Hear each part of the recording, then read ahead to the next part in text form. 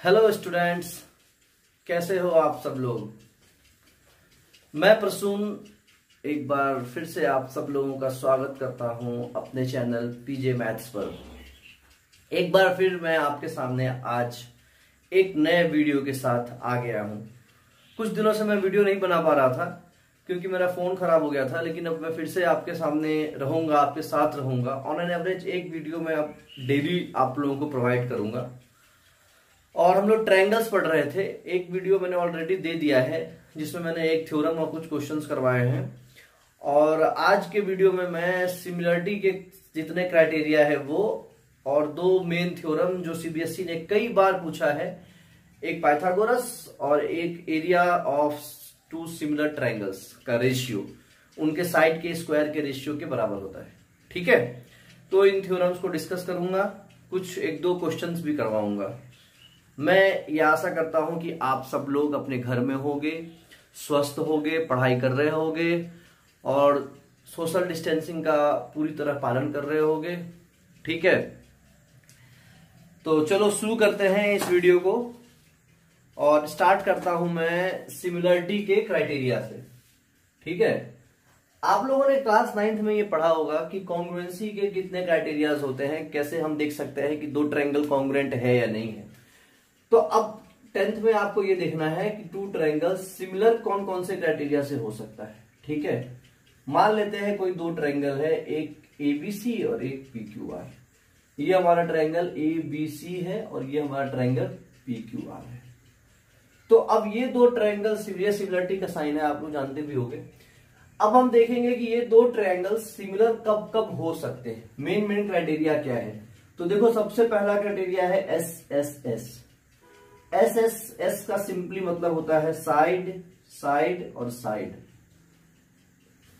देखो, ध्यान देने वाली बात इसमें यह है कि अगर किसी भी दो ट्रायंगल के साइड के रेशियो अगर आपस में प्रोपोर्शनल होता है तो वो दो ट्रायंगल क्या होते हैं, सिमिलर होते हैं। मतलब कहने का मतलब ये है कि A B upon P Q is equal to B C upon Q R is equal to A C upon P R अगर होगा तो दो ट्रायंगल्स जो सिमिलर होंगे वो क्या होंगे, A B C similar to P Q R. यही है कॉन्सेप्ट।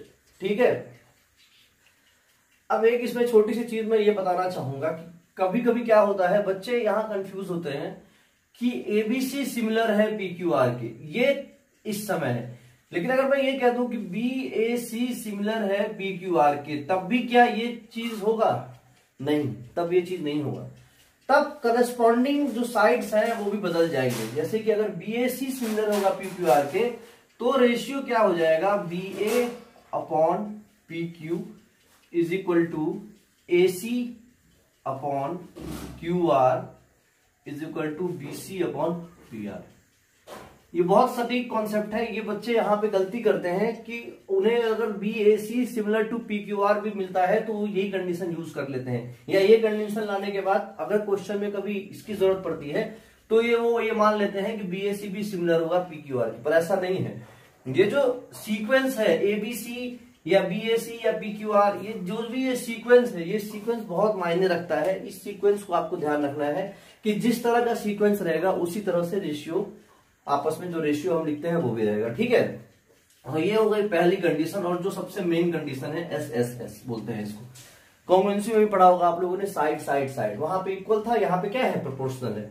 दूसरा जो क्राइटेरिया है वो है ए ए ए। अब ये बहुत ही, लोग कहते हैं इसको ट्रिपल ए मानते हैं, पर मैं ये मानता हूं कि ए से ही सफिशिएंट है। क्यों? क्योंकि अगर किसी भी दो ट्रायंगल के दो एंगल आपस में बराबर होंगे, मान लो ये एंगल ए और एंगल बी बराबर है, एंगल ए और एंगल बी पी और क्यू के बराबर है, तो एक बात बताओ, तीनों का सम 180 होता है तो ये तीसरा एंगल तो ऑटोमेटिक बराबर हो जाएगा आपस में। यानी कि दो एंगल अगर बराबर है तो हम ये मान सकते हैं कि दो ट्रायंगल क्या है, सिमिलर है। ठीक, इसके बाद एक आता है side angle side, side angle side. इसमें क्या होता है, अगर किसी भी दो ट्रायंगल के दो साइड्स और एक एंगल, दो साइड्स का रेशियो और एक एंगल बराबर हो, तब भी क्या होगा कि वो आपस में क्या होगा, सिमिलर हो। समझ पा रहे हो? अब एक लास्ट क्राइटेरिया है हो गया ये ए हो गया। एक और क्राइटेरिया देख लेता हूं कौन सा छूट रहा है।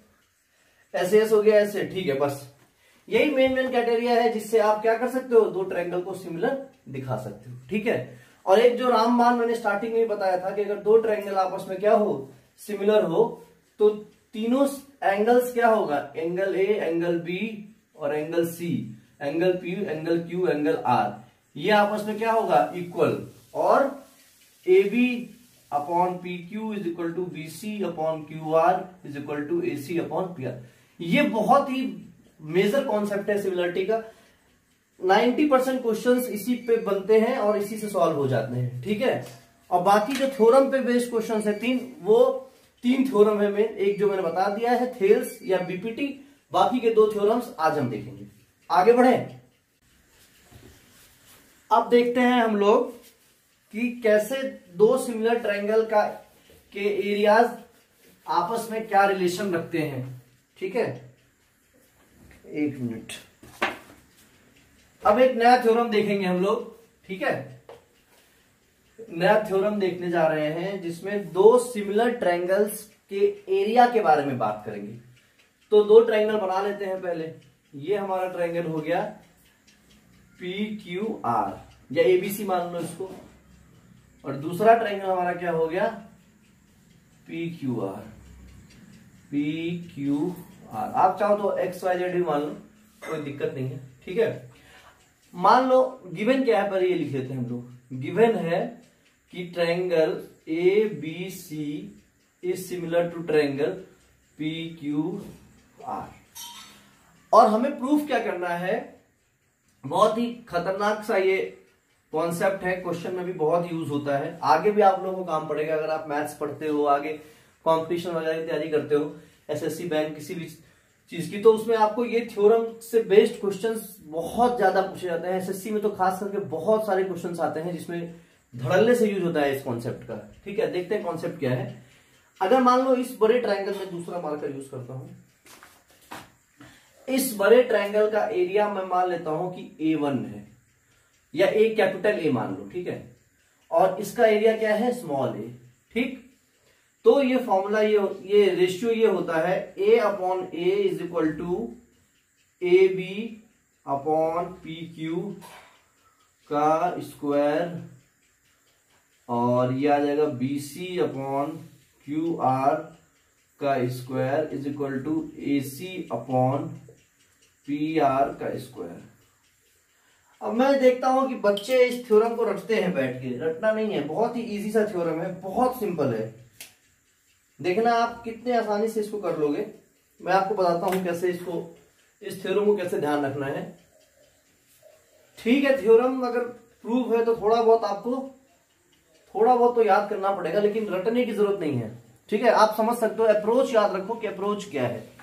देखो मैं बताने जा रहा हूं अप्रोच आपको। सबसे पहली बात ये कि अगर एरिया की बात हो रही है तो कहीं ना कहीं हाइट जरूर होगा, ठीक है, क्योंकि एरिया क्या होता है, हाफ बेस इनटू हाइट। तो एक काम करते हैं, हम हाइट बना लेते हैं। ये अगर हमने मान लो ये हमने हाइट बना लिया, ठीक है। इसको नाम दे दो AM और इसको दे दो PN, ठीक है। ये दो हमने क्या कर लिया, हाइट बना लिया, ठीक है। समझ पा रहे हो। तो एक काम करते हैं, आप एरिया लिखते हैं। कैपिटल ए कितना आ जाएगा, कैपिटल ए देखो क्या आएगा, हाफ BC इंटू AM, और ऐसे ही स्मॉल ए क्या आ जाएगा, हाफ QR इंटू PN। यहां तक कोई डाउट नहीं आना चाहिए, बहुत सिंपल सा लिख दिया मैंने, एरिया का फॉर्मूला मैंने लिख दिया है, ठीक है। क्योंकि अगर एरिया की बात हो रही है तो एरिया कहीं ना कहीं से हमें इंट्रोड्यूस तो करना ही पड़ेगा, और एरिया के लिए हमें क्या इंट्रोड्यूस करना पड़ेगा, हाइट इंट्रोड्यूस करना पड़ेगा। हमने एक हाइट बना लिया दोनों ट्रायंगल में, और हमने सिंपल एरिया लिख दिया। अब हमसे क्या कह रहा है, एरिया का रेशियो। तो हम निकाल के देख लेते हैं कि एरिया का रेशियो हमारा क्या आ रहा है। यहां से जब इसको निकालोगे तो capital A upon small A is equal to half से हाफ कट जाएगा, क्या बचेगा, BC upon QR into AM upon PN। अब देखो ये मैंने इस तरह से जानबूझ के लिखा है, आप लोग भी इस तरह से लिखना, क्योंकि ये अगर आप लिख रहे हो तो अब एक चीज आप देखोगे कि हमें लाना क्या है, BC अपॉन QR का होल स्क्वायर लाना है, और हमारे पास आया क्या है, BC upon QR into AM upon PN। अब अगर किसी तरह से AM upon PN is equal to BC by QR आ जाए तो हमारा काम क्या हो जाएगा, बन जाएगा। अब बस हमारे दिमाग में यही चीज रहना चाहिए कि हमको ये किस तरह से लाना है, और ये लाने के लिए हमारे पास क्या कंडीशन दिया हुआ है, ठीक है।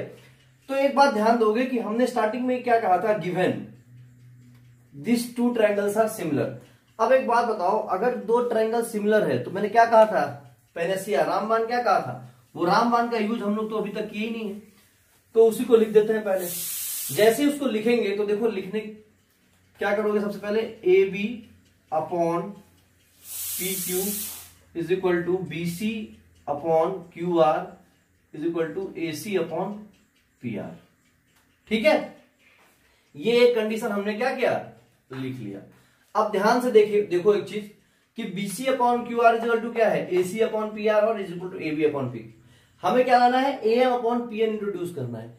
तो ध्यान दो कि AM और PN किस ट्रायंगल्स में है, इन ट्रायंगल में और इन ट्रायंगल में, ठीक। अगर इन दो ट्रायंगल में है तो इन दो ट्रायंगल को अगर हम घूरेंगे तो हम एक चीज देखेंगे कि ये हमारा 90 डिग्री है और ये भी हमारा क्या है, 90 डिग्री। यहां तक तो बात समझ में आ रही है ना। अगर ये हमारा 90 डिग्री और 90 डिग्री है और एंगल B और एंगल Q आपस में क्या होगा, बराबर। क्यों होगा, क्योंकि अगर दो ट्रायंगल सिमिलर है, दो ट्रायंगल अगर सिमिलर है तो angle A is equal to angle P और angle B is equal to angle Q और angle C is equal to angle R होता है। ये हम लोग जानते हैं, ठीक है। एक सेकंड जरा रुकना।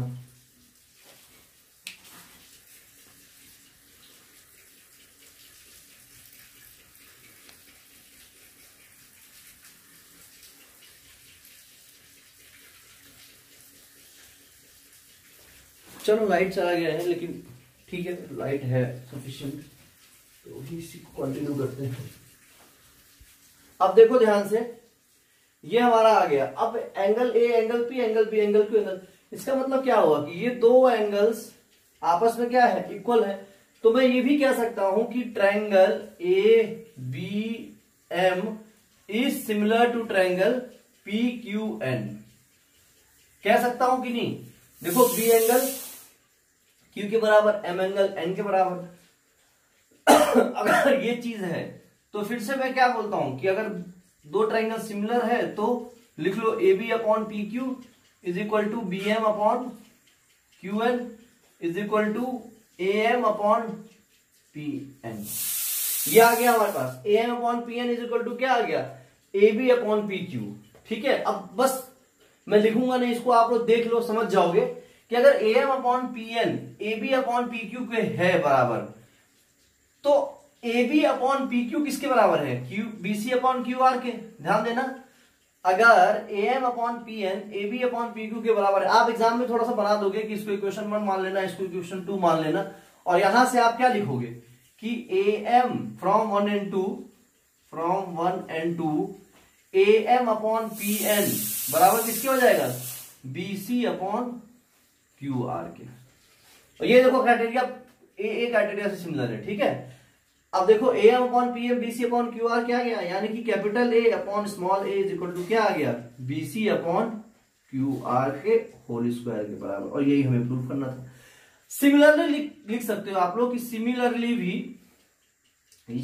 We can prove A upon A is equal to BC upon QR, AB upon PQ और AC अपॉन PR। पूरा तीनों प्रूफ करने की जरूरत नहीं, ठीक है।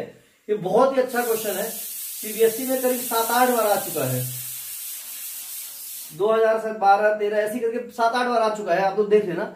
बहुत ही अच्छा थ्योरम है और कई बार सीबीएसई एक ही थ्योरम पूछ लेता है ट्रायंगल से, जो कि ये स्क्वायर वाला थ्योरम है, ठीक है। अब एक दो क्वेश्चन देखेंगे कि कैसे हम इस स्क्वायर वाले थ्योरम से क्वेश्चन कैसे सॉल्व कर सकते हैं, किस तरह के क्वेश्चंस पूछे जाते हैं और उसको हम कैसे सॉल्व करेंगे। आगे बढ़े, चलो।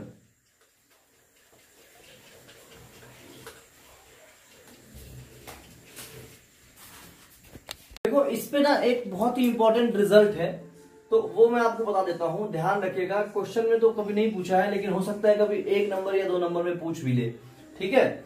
रिजल्ट ये है कि अगर दो ट्रायंगल सिमिलर होते हैं तो उनके एरिया का रेशियो जो अभी हम लोगों ने प्रूफ किया है कि साइड्स के स्क्वायर के बराबर होता है, तो वो एल्टीट्यूड के भी स्क्वायर के बराबर होता है, मीडियन के भी स्क्वायर के बराबर होता है, और एंगल बाइसेक्टर के भी स्क्वायर के बराबर होता है। मतलब कहने का मतलब ये है कि अगर दो ट्रायंगल हम ले रहे हैं और वो आपस में सिमिलर है, तो इन दोनों के एरिया का जो रेशियो होगा वो इनके एल्टीट्यूड के स्क्वायर के रेशियो के बराबर होगा, पहली चीज। दूसरी चीज कि अगर ये मीडियन है और ये मीडियन है, मीडियन जानते हो ना, मीडियन वो लाइन होता है जो किसी ट्रायंगल में एक वर्टेक्स से सामने वाले साइड को दो इक्वल पार्ट्स में डिवाइड करे, ठीक है, उसको मीडियन कहते हैं, मालूम होगा आप लोगों को। तो मीडियन के स्क्वायर के भी रेशियो के बराबर होता है। और तीसरी चीज एंगल बाइसेक्टर, एंगल बाइसेक्टर मतलब ये एंगल और ये एंगल बराबर है, तो ये जो सेगमेंट है इस सेगमेंट के भी स्क्वायर के रेशियो के बराबर होता है। ये रिजल्ट्स हैं, आप लोग इसको ध्यान रखिएगा, आगे काम पड़ सकता है, ठीक है। आगे चलें, आगे एक क्वेश्चन देख लेते हैं हम लोग, बहुत ही सिंपल सा क्वेश्चन है। क्वेश्चन में आपको बता देता हूं कि area of two similar triangle दे रखा है, दो सिमिलर ट्रायंगल, एक का एरिया 169 दिया है और दूसरे का दिया है 121। Longest side of larger triangle, ये मान लो एबीसी है और ये है पीक्यूआर, ठीक है, गिवन है एबीसी सिमिलर टू पीक्यूआर।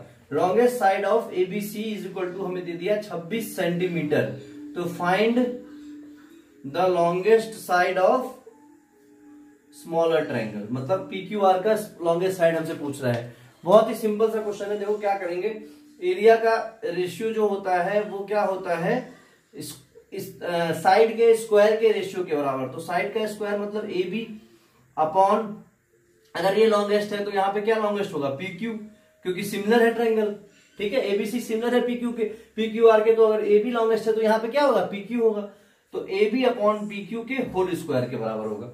और ए बी हमारा कितना है, ए बी हमारा कितना है 26। तो एक काम करते हैं, अगर हम स्क्वायर हटाएंगे तो यहाँ पे रूट लेना पड़ेगा, और जैसे ही रूट लेंगे तो ये कितना आ जाएगा 13 आ जाएगा, नीचे 11 आ जाएगा, और यहाँ पे क्या ए बी 26 दिया है और हमसे पी क्यू पूछ रहा है। अब देखो ध्यान से, 13 की वैल्यू 26 है तो 11 की वैल्यू कितनी हो जाएगी, 22 हो जाएगी। बस सॉल्व कर लेना, क्रॉस मल्टीप्लाई करके भी आप लोग कर सकते हो कि 13 गुणे P Q is equal to 26 गुणे 11, तो पी क्यू आ जाएगा, ठीक है। आगे बढ़े, अब इसके बाद एक बहुत ही इंपॉर्टेंट थ्योरम है, पाइथागोरस थ्योरम। पाइथागोरस थ्योरम का प्रूफ बहुत बार पूछा गया है, यही 3 थ्योरम है ट्रायंगल में जो कई बार घुमा घुमा के पूछे जाते हैं, ठीक है। तो पाइथागोरस का प्रूफ देख लेते हैं। स्टेटमेंट आप सब लोग को पता होगा, किसी भी राइट एंगल ट्रायंगल में ये 3 साइड अगर ए बी सी है तो थ्योरम ये होता है कि A C square is equal to A B square plus B C square. ये स्टेटमेंट है पाइथागोरस का कि sum of two sides, sum of square of two sides of any triangle, any right angle triangle is equal to the square of the third side. इसको hypotenuse भी बोलते हैं, इसको बोलते हैं परपेंडिकुलर और इसको बोलते हैं बेस। तो इस हिसाब से H square is equal to आ गया P square plus B square. समझ आ रहा है, समझ पा रहे हो। अब इसका प्रूफ देखेंगे, प्रूफ बहुत ही सिंपल है, एक बस कंस्ट्रक्शन इसमें ये करना है, यहां से एक परपेंडिकुलर ड्रॉ कर दो, और जैसे ही परपेंडिकुलर ड्रॉ करोगे ये दो ट्रायंगल्स में आपस में डिवाइड हो जाएगा, ठीक है। एक हमारा ये ट्रायंगल, इसको एक कोई नाम दे दो एम, तो दो ट्रायंगल हमारे क्या क्या आ गए, ए बी एम, और दूसरा ट्रायंगल आ गया बी एम सी, और एक बड़ा ट्रायंगल हमारे पास है ए बी सी। अब देखो इसका प्रूफ कैसे है, बहुत ही सिंपल सा प्रूफ है। एक बार इस ट्रायंगल को बड़े ट्रायंगल से सिमिलर दिखाना है और एक बार इस छोटे ट्रायंगल को बड़े ट्रायंगल से सिमिलर दिखाना है। मैं पहला ट्रायंगल लेता हूं, triangle A B M similar to triangle P Q R. मैं डायरेक्ट लिखूंगा, सिमिलर कैसे है मैं बताता हूं। देखो एंगल ए दोनों में है, पी क्यू आर नहीं, सॉरी यहाँ पे ए बी सी होगा, गलती से लिख दिया मैंने, ए बी सी। एंगल ए दोनों में कॉमन है, ठीक है। एंगल बी 90 है और यहाँ पे क्या है, एंगल बी 90 है, यहाँ पे हमारा क्या 90 है, एम 90 है। तो अगर एम 90 है तो देखो यहाँ पे आ गया वही चीज कि हम ट्रायंगल क्या लेंगे, ए एम बी। समझ पा रहे हो, ये सीक्वेंस बहुत जरूरी है, सीक्वेंस ध्यान रखोगे कभी सवाल गलत नहीं होगा, क्योंकि एम यहाँ पे 90 डिग्री है और बी 90 डिग्री है, इसलिए एम अगर यहाँ बीच में है तो यहाँ भी बी बीच में आना चाहिए, ठीक है। अब देखो अगर ये सिमिलर है, इसका मतलब क्या हुआ, A M upon A B is equal to M B upon B C is equal to A B upon A C. ये इक्वेशन 1 मान लो। अब आ जाओ इसके ये ट्रायंगल और बड़ा वाला ट्रायंगल। बड़ा वाला ट्रायंगल हमारा यही रहेगा एबीसी सिमिलर टू ट्रायंगल। अब देखो एंगल ए सी, तो अगर सी है यहां पे तो सी यहां पे आ जाएगा, ठीक है। राइट एंगल बी है बीच में, तो राइट एंगल एम बीच में आ जाएगा और बी इधर आ जाएगा बीएमसी, ठीक है। फिर से लिख लो A B upon B M is equal to B C upon M C is equal to A C upon B C. दोनों सिमिलर है इसलिए हमने क्या किया, रेशियो इक्वल कर लिया। इसको इक्वेशन 2 मान लिया मैंने। अब देखो जरा यहां से क्या आ जाएगा, अगर हम इसको और इसको आपस में लेते हैं तो ये आ जाएगा हमारा, इन दो को अगर सॉल्व करेंगे तो ए बी स्क्वायर, मार्कर ही नहीं चलता मेरा, कोई मार्कर लेके आता हूं, A B square is equal to आ जाएगा हमारा A M into A C, A M into A C, ये इंटू का साइन है। और दूसरा क्या आ जाएगा इसमें, देखो यहां से अगर सॉल्व करेंगे इन दोनों को साथ लेंगे तो B C square is equal to आ जाएगा एम सी इंटू ए सी। इसको इक्वेशन 3 मान लो और इसको 4 मान लो, ठीक। बहुत ही सिंपल है, बस कॉन्सेप्ट याद रखना है आपको और बाकी फ्लो में खुद ही चलते जाओगे। कॉन्सेप्ट यही है कि छोटे ट्रायंगल और एक बड़े ट्रायंगल को सिमिलर दिखाओ और इस छोटे ट्रायंगल और एक बड़े ट्रायंगल को सिमिलर दिखाओ। अगर मैं नाम दे दूं तो 1 2 और ये बड़ा वाला ट्रायंगल, 1 और बड़ा वाला, 2 और बड़ा वाला ट्रायंगल। उसके बाद सिमिलर हो गया तो हमने ये लिख लिया इक्वल, रेशियो सारे साइड से आपस में रेशियो में प्रोपोर्शन में होंगे। उसके बाद यहाँ पे ए बी स्क्वायर आ गया हमारा, A M into A C, B C square आ गया एम सी इंटू ए सी। अब जैसे ही तुम इन दोनों को जोड़ोगे तो देखो a B square plus B C square LHS हमारा आ गया और आरएचएस देखो ए एम इंटू ए सी और प्लस ये आ जाएगा M C into A C. Common लो जाओ यहां से ए सी, तो ये ए सी कॉमन आ जाएगा, यहां पे क्या बचेगा A M plus M C. और जैसे ही डायग्राम में देखोगे ए एम और एम सी जोड़ोगे क्या आ जाएगा ए सी, यानी ए सी इंटू ए सी यानी ए सी स्क्वायर। और यही हमें प्रूफ करना, ठीक है। पाइथागोरस का प्रूफ बहुत ही सिंपल है, बहुत बार पूछा गया है। अगर आप लोग कहोगे तो मैं कन्वर्स का भी करा दूंगा, लेकिन मेनली यही पूछा जाता है कि पाइथागोरस का theorem state and proof Pythagoras theorem. इसमें बहुत अच्छे अच्छे सवाल हैं, तो अब मैं उन सवालों को कराऊंगा, ठीक है। अगले वीडियो में जितने अच्छे अच्छे सवाल हैं पाइथागोरस पे हो या एरिया पे हो, सारे सवाल कवर कर दूंगा।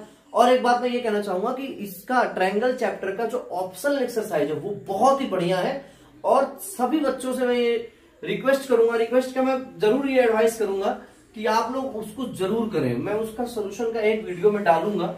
सारे सवाल बहुत ही अच्छे हैं, मतलब हाई लेवल के क्वेश्चन है। भले एग्जाम में एक भी क्वेश्चन ना आए, लेकिन अगर आप उसको कर लेते हो ना एक बार, अगर मैं गारंटी लेता हूं ट्रायंगल का कोई भी सवाल आपसे छूटेगा नहीं एग्जाम में। सिर्फ वो ऑप्शनल एक्सरसाइज कर लो अच्छे से, ठीक है। मैं उसका एक वीडियो बनाऊंगा अलग से, सारे सवाल मैं एक्सप्लेन करूंगा, कायदे से सब सवाल का सॉल्यूशन दूंगा, ठीक है।